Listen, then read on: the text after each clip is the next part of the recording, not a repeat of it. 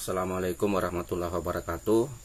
Baik, di sini saya memberi penjelasan ya untuk siswa SMK 1 jurusan akuntansi terkait dengan pengisian nilai di jurnal PKL-nya. Oke.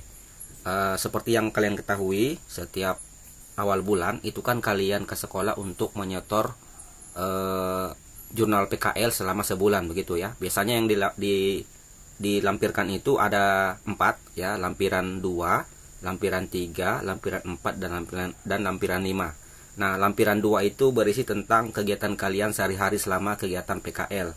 Terus lampiran 3 itu terkait dengan perencanaan kegiatan ya. Nah, saya tidak bahas itu. Di sini saya bahas yang lampiran 4 dan lampiran 5.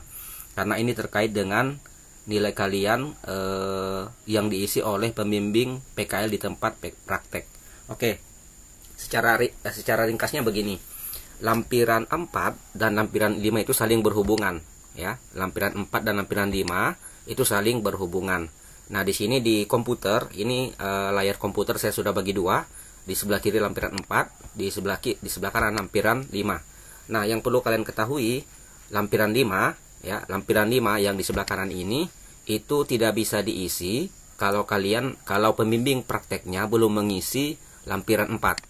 Ya, jadi yang diisi terlebih dahulu adalah lampiran 4. Oke, saya langsung praktekkan saja ya. Lampiran 4 dulu. Nah, lampiran 4 modelnya kan seperti ini ya. Ada 4 kalau nggak salah ya, di sini ada 4. Ini saya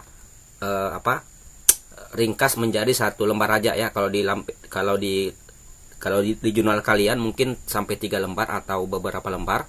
Di sini saya ringkas saja. Nah, di sini ada 1, 2, 3 dan 4 ya, dan 4. Nah, di sini yang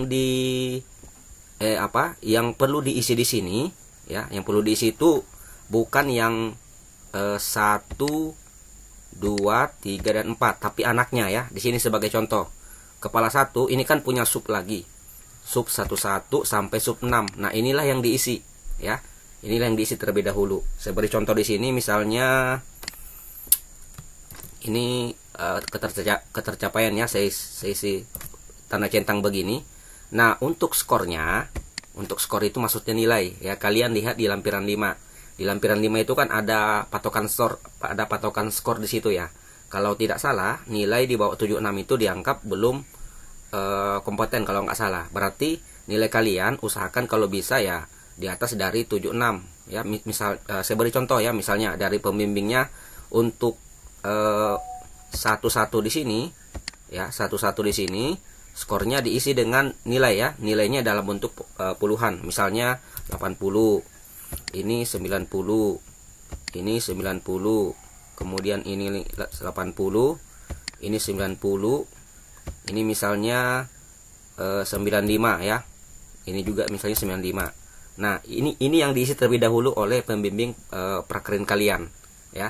Begitu juga kepala 2 ya. Kepala 2 di sini kan cabangnya ada 2. Berarti yang diisi cuma 2 dulu ya. Misalnya ini 80, ini juga 80 ya. Begitu juga dengan kepala 3 ya. Nah, kepala 3. Saya beri contoh yang cepat aja. Ini 80 misalnya. Ini 85, ini 85, 90, 90, 90, 80, 80, 80, 90 ya. Begitu juga kepala 4. Kepala 4 misalnya 80, 80. Nah, jangan lupa diisi centangnya ya. Misalnya ini saya langsung centang saja, misalnya begini. Begitu juga dengan yang ini ya. Nah, seperti ini. Nah, kalau sudah diisi seperti ini, baru diisi yang bosnya tadi, yang di atas ini ya.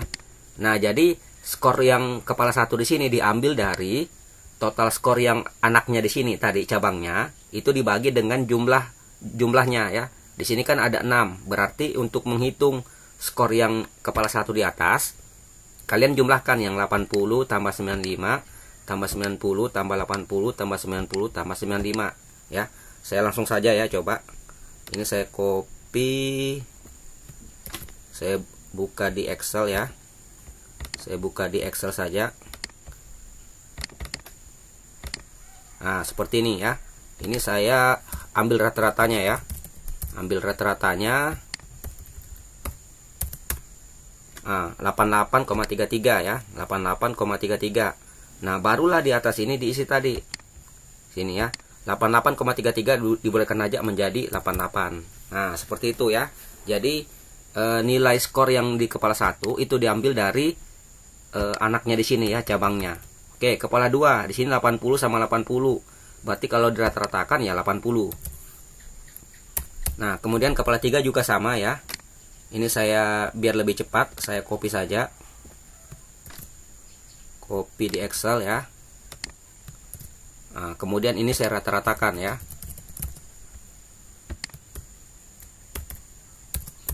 Oke, ketemu di sini 85,55.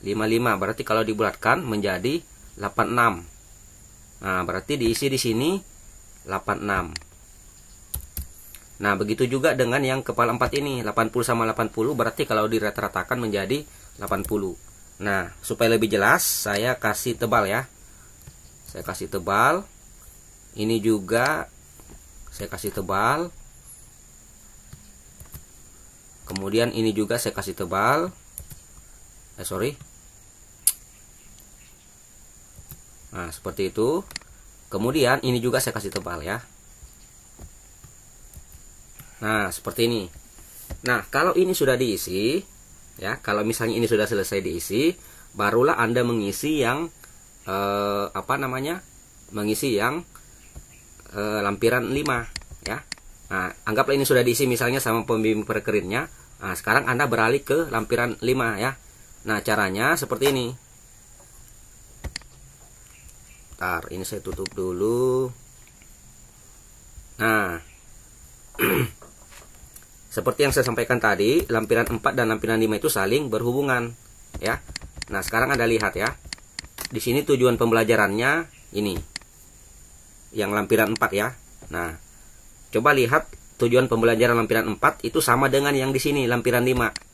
Nah, berarti skor di sini ya, skor di sini diambil dari yang saya bulatkan ini tadi. Berarti ini saya isi dengan 88 gitu. Kepala 2, nah lihat juga di sini.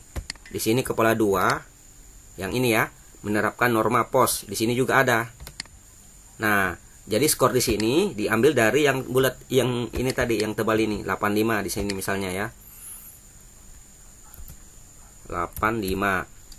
Kemudian kepala 3 juga sama di sini. Ah, ini tadi ya, kayaknya lupa di bold. Nah, nilainya sini 90. Kemudian satu lagi 80, berarti sini juga 80. Nah, seperti itu pengisian nilainya ya, supaya jelas, supaya nanti tidak keliru ya. Nah, ini saya perlu beri penjelasan dulu ya, supaya laporan yang kalian kumpul nanti, karena terkait dengan nilai itu kan yang isi bukan pembimbing di sekolah, tapi pembimbing tempat praktek ya, seperti itu. Jadi lampiran 4 ini itu saling berhubungan dengan lampiran 5 ya. Jadi untuk mengisi lampiran 5 itu terlebih dahulu yang kalian isi harus lampiran 4 dulu ya, diisi oleh misalnya pembimbing prakteknya di situ ya. Nah, yang perlu diisi di lampiran 4 tadi, saya ulang kembali, itu anaknya dulu ya. Cabang-cabangnya di sini. Sudah selesai diisi, baru dirata-ratakan menjadi nilai skor yang di atas. Nah, kalau sudah selesai, baru dipindah ke lampiran 5 gitu. Jadi kalau bisa dikatakan lampiran 4 ini nilainya itu rincian gitu. Sedangkan di lampiran 5 itu nilai gabungan ya, karena diambil juga dari lampiran 4 ya. Oke, ini penjelasan saya beri ya, supaya laporannya yang dikumpul itu nanti bisa tidak keliru lagi gitu ya. Oke, mungkin demikian yang saya buatkan, semoga bermanfaat. Assalamualaikum warahmatullahi wabarakatuh.